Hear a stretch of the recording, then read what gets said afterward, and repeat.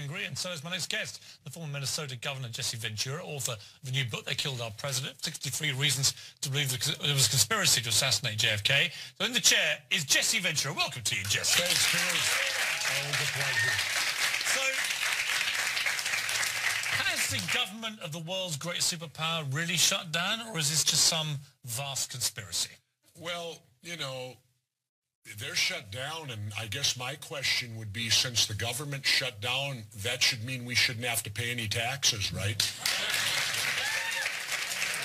Yet it's not going to work that way, is it? Even though they're not working, we're still going to be paying. I think it's time for a revolt in this country. I've been advocating a revolution for years now. Revolutions don't have to be violent, but we need one, and I would tell everybody here, vote them all out of office, and wait, don't vote in a new Democrat or Republican. Vote for anyone but Democrats and Republicans. Well, it's quite interesting, actually, because let's take a little look around this room here, because I did a little sample. You weren't all hand-picked for any political persuasion, but how many people here are Republicans? So just a few hands. How many are Democrats? A few more hands. And how many are neither Republican nor Democrats? So you are the Jesse Ventura future of American electorates. We are the majority. But how much of that do you think, this is just a random section of people that pitched up to watch the show, but how much of this is down to just general dissatisfaction with the American political system? Well, it's because the Democrats and Republicans have created this corrupt system, and they've been in charge now for 150 years. They've created a system that's based completely on the concept of bribery. If you pay them and bribe them, you get audience with them. If you don't, you're out the door. And so we need to get away from this concept of bribery. And that's why I'm considering making a run. But I need to, a couple things have to happen first. But I would run on this, ladies and gentlemen. My simple campaign would be this. I would give you the opportunity to elect the first president of the United States that does not belong to any political party since George Washington. He is our only president that belonged to no political party. And I think it's high time we elect someone that does not belong to these two gangs, because it's the gangs that dictate what's going on. This is all gang warfare here. This is gang warfare, where the gangs put themselves first, the gang first, the gang's money first, and we, the country, become second or third. We're actually third in line. See, every time I've spoken to you about this, I've been saying, no, Jesse, it's not like that. And yet their approval ratings plummet each time I've talked to you, even lower. And actually you end up thinking, yeah, they are a bunch of gangs. They are. Overpaid, underworked children. Well, let's look at it this way. The big thing is health care, right? Well, in my last book, I showed you all. These elected officials have 4 options to choose from of health care. They won't give us one, yet they get 4 to choose from.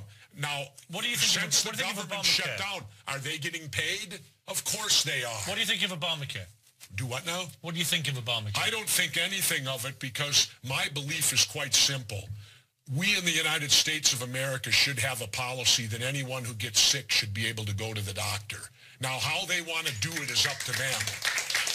But if we'd get out of all these damn wars, we'd have more money to pay for health care than we could shake a stick at. But instead, it's go to war, go to war, go to war. I love the reaction of the American people on the Syria deal. The calls were 300 to 1 opposing any more war. Finally, you're all waking up. Finally, you're waking up that we've been at perennial war for 60 years. Enough of this. Enough of this war crap. Well, enough of this particular segment, but you're coming back after the break. And let's talk about my book. To speak more, Jesse Ventura, after the break. Back now with my official guest, Jesse Ventura. I mean, Jesse, you hit all the right populist notes with all this stuff, but let's get real for a moment. Is it feasible in our lifetime that you could have a candidate running for president who was successful, who was not a member of the Republican or Democratic Party? I did it. I won the governorship of Minnesota and was not a member of the Democratic. Could you do it on a presidential level? Sure, if I'm allowed in the debates. But you notice those two parties control the debates. they won't let anyone else in them. If I can debate them, Piers, I can beat them. It's that simple. Somebody tweeted me earlier saying nobody who wears tie-dyed shirts could ever be president of the United States. Well, What is your response? My response would be, then I guess a real person shouldn't be president, because I'm a real person. Do you know when I ran for governor, I never used a prepared speech? Is that true? Yes, because my belief is if you tell the truth, you don't have to have a good memory.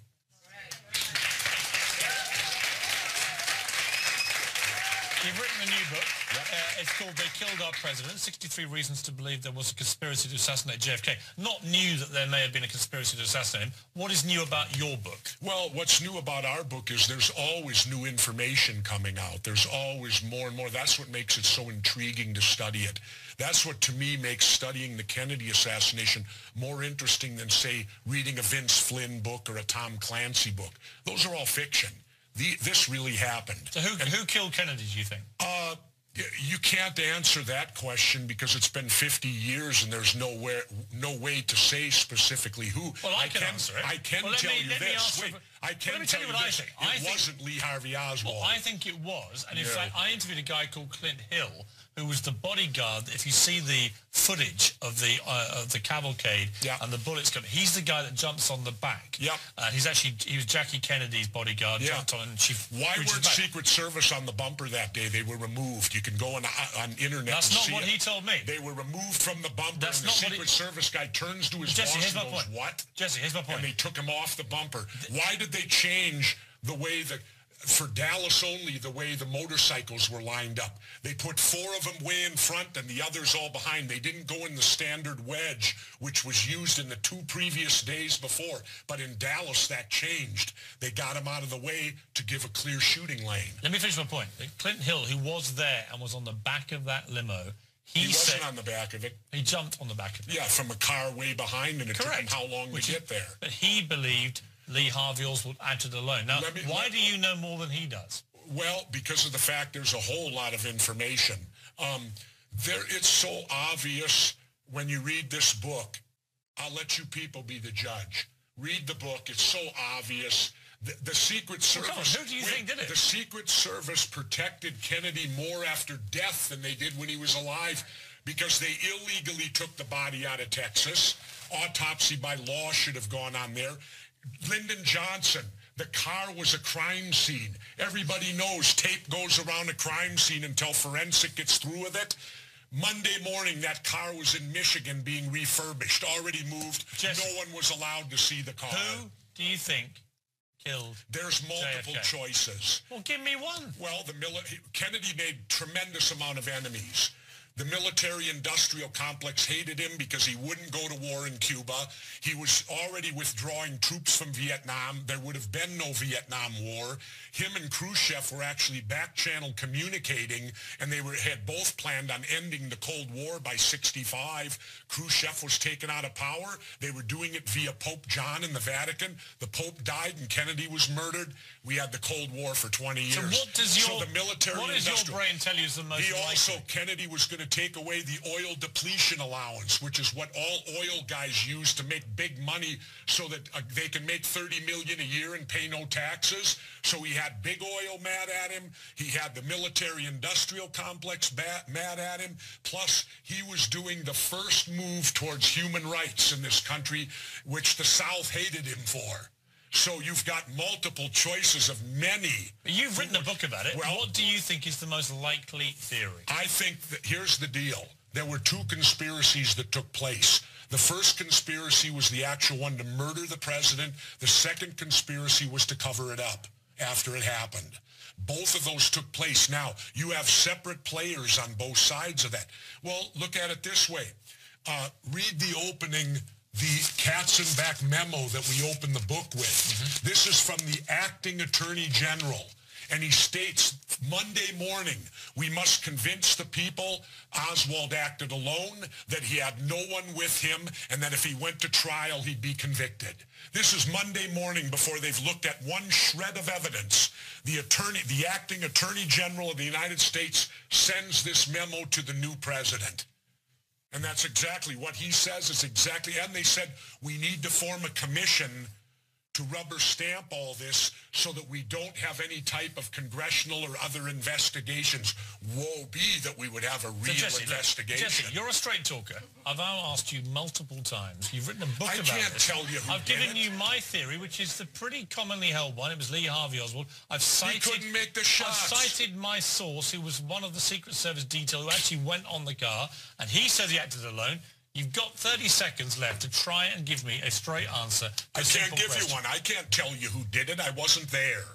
And it's unfair to ask a question. You think you've won the argument simply because I can't name who did it? Yes, I do. Well, okay, James Files was the shooter on the grassy knoll.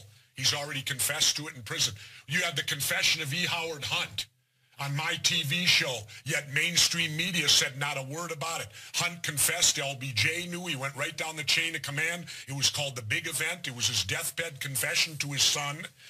Yet no you've only given me media so far. covers it. You've only given me 6 reasons so far. There are 63 reasons to believe in this book. There was a conspiracy to assassinate JFK.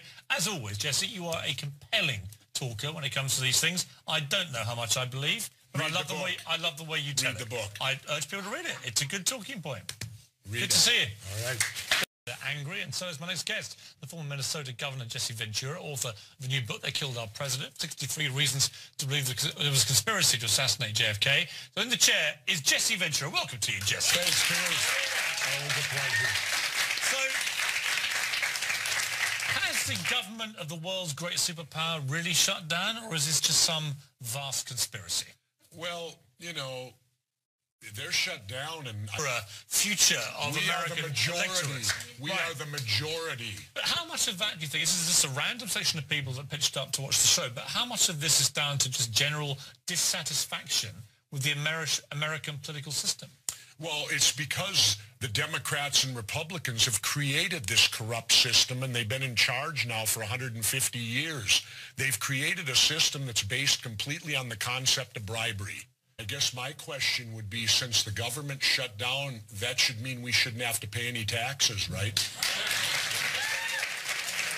Yet it's not going to work that way, is it? Even though they're not working, we're still going to be paying.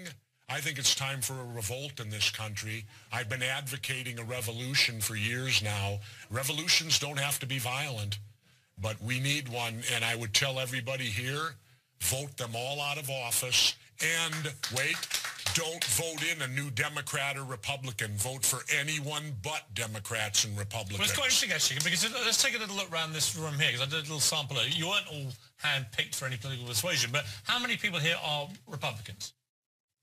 So just a few hands. How many are Democrats? A few more hands. And how many are neither Republican nor Democrats? So you are the Jesse Ventura. If you pay them and bribe them, you get audience with them. If you don't, you're out the door. And so we need to get away from this concept of bribery. And that's why I'm considering making a run. But I need to, a couple things have to happen first. But I would run on this, ladies and gentlemen. My simple campaign would be this. I would give you the opportunity to elect the first